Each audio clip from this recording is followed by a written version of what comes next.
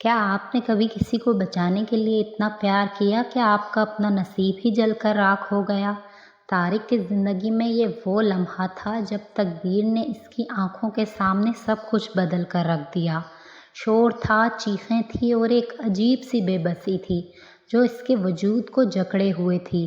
کشور کے گھر کے باہر کھڑے لوگ صرف تماشائی تھے۔ طارق نے بھاگ کر قریب جانے کی کوشش کی تو ایک شخص نے اسے روک لیا۔ اندر مت جا بھائی، عورت بری طرح جل گئی ہے۔ طارق کے پاؤں زمین پر گڑ گئے۔ ایک ہی نام اس کے ذہن میں گونج رہا تھا، کشور کی ماں۔ اسے فوراً خیال آیا کہ اگر یہ عورت نہ رہی تو اس معصوم بچی کا کیا ہوگا؟ اس کا سوتیلا باپ جو پہلے ہی اسے نگلنے کو تیار بیٹھا تھا، اب تو اس کے لیے کوئی رکاوٹ ہی نہ ہوتی۔ لوگ اسپتال سے واپس آئے تو ان کے چہروں پر افسوس کی دھند چھائی ہوئی تھی۔ کشور کی ماں دم توڑ چکی تھی۔ کہا جا رہا تھا کہ مٹی کے تیل کا چراغ جل رہا تھا۔ نیند میں دھکا لگنے سے آگ چارپائی تک پہنچ گئی۔ طارق یہ خبر سن کر اندر سے ٹوٹ گیا، مگر اس کی آنکھیں کسی اور کو ڈھونڈ رہی تھیں۔ وہ بھیڑ کے ایک کونے میں کشور کو دیکھ کر تڑپ اٹھا۔ وہ نیم وحشی حالت میں زمین پر بیٹھی تھی۔ اس کی آنکھوں میں آنسو سوکھ چکے تھے، جیسے غم نے اسے پتھر بنا دیا ہو۔ طارق نے اسی وقت دل ہی دل میں فیصلہ کر لیا کہ اب وہ اس کا سہارا بنے گا۔ اگلے ہی ہفتے اس نے سوتیلے باپ کے پاس ایک معزز شخص کو رشتے کا پیغام دے کر بھیجا۔ طارق کو توقع تھی کہ جوئے باز آدمی کوئی نہ کوئی شرط ضرور رکھے گا، مگر وہاں جو ہوا اس نے طارق کی روح تک کو دہلا دیا۔ اس کے بھیجے ہوئے شخص نے واپس آ کر بتایا کہ اس آدمی نے یہ کہہ کر رشتہ ٹھکرا دیا کہ وہ اس لڑکی کو بیچنے کا پہلے سے سودا کر چکا ہے۔ بیچنے کا لفظ سنتے ہی طارق کے کانوں میں گھنٹیاں بجنے لگیں۔ اس نے غصے کو پیچھے رکھتے ہوئے پوچھا، کس کو بیچا ہے؟ پتہ چلا کہ شہر کے بدنام زمانہ کوٹھے کی مالکن نے کشور کے باپ کو خطیر رقم دی ہے اور بہت جلد وہ اسے اپنے ساتھ لے جائے گی۔ طارق کی راتوں کی نیندیں حرام ہو گئیں۔ وہ جانتا تھا کہ اس کا مقابلہ ایک طاقتور بدمعاش نیٹ ورک سے ہے۔ پولیس میں اس کا کوئی رسائی نہ تھی، محلے میں اس کی عزت ضرور تھی، مگر اس ناسور کے خلاف لڑنے کے لیے نہ کوئی جرأت تھی نہ ہتھیار۔ اس نے سوچا کہ راتوں رات کشور کو لے کر بھاگ جائے، مگر پھر خیال آیا کہ وہ تو اس کے نام سے بھی واقف نہیں۔ وہ ایک انجان کے ساتھ جائے گی کیسے؟ وقت گزرتا جا رہا تھا اور طارق کی بے چینی بڑھتی جا رہی تھی۔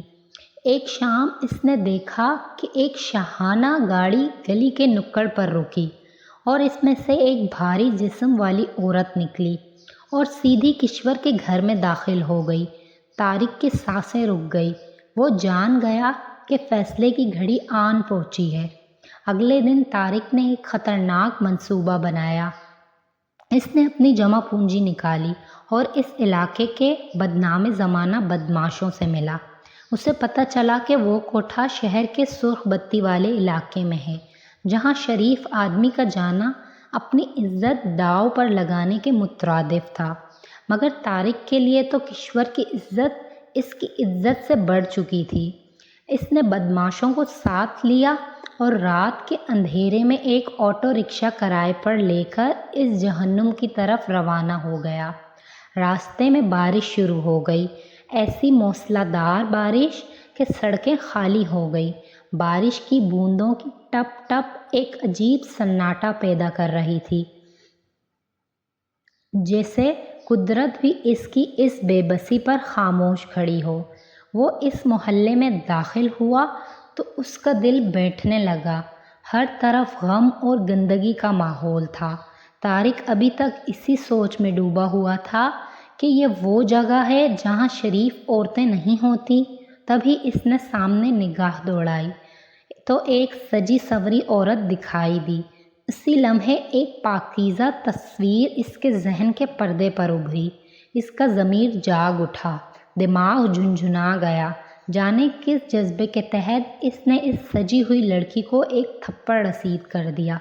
وہ لڑکی حیران و پریشان ہو کر بھاگ کر اندر چلی گئی اور طارق بھی اپنے ساتھیوں سمیت وہاں سے کھسک گیا۔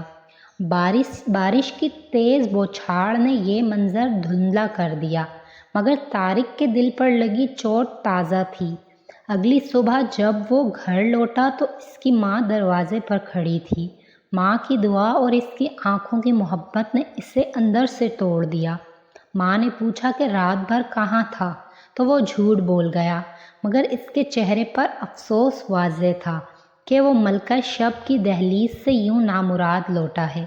کشور کو بچانے کا یہ پہلا قدم تھا، مگر ناکام۔ طارق سوچ رہا تھا کہ کاش اس نے اسے پہلے دن پانی کا ڈبہ اٹھاتے دیکھ کر فوراً اس سے بات کر لی ہوتی تو شاید آج اسے یہ انتہائی گھناؤنا راستہ نہ دیکھنا پڑتا۔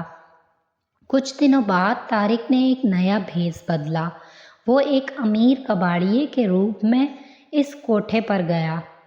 اس بار اس نے اندر جانے میں کامیابی حاصل کر لی۔ اندر کا منظر دیکھ کر اس کی آنکھیں پھٹی کی پھٹی رہ گئیں۔ چمکتے جھاڑ فانوس، اونچی آواز میں بجتا موسیقی اور چہروں سے ٹپکتا بناوٹی میک اپ، ان سب کے بیچ طارق کی نظریں کشور کو ڈھونڈ رہی تھیں۔ آخر کار وہ نظر آئی، مگر وہ وہی معصوم کشور نہ تھی۔ اسے بھاری زیورات اور بھڑکیلے کپڑوں میں لپیٹ کر ایک شو پیس بنا دیا گیا تھا، مگر اس کی آنکھوں کا سناٹا اجاڑ تھا۔ طارق نے اسے دیکھا تو اس کی آنکھوں میں ایک عجیب سی چمک پیدا ہوئی، جیسے اسے کوئی جانا پہچانا چہرہ نظر آیا ہو، مگر خوف کے مارے اس کی زبان نہ کھلی۔ اس رات طارق نے موقع پا کر اس کی مالکن کے کمرے میں پاؤں رکھا۔ اس نے ایک بھاری رقم کی گڈی میز پر پھینکتے ہوئے کہا، یہ لڑکی میں لے جاؤں گا۔ مالکن نے کہا لگایا اور کہا کہ یہ تو اب اس گھر کی ملکیت ہے اور اس کی قیمت تمہاری اوقات سے باہر ہے۔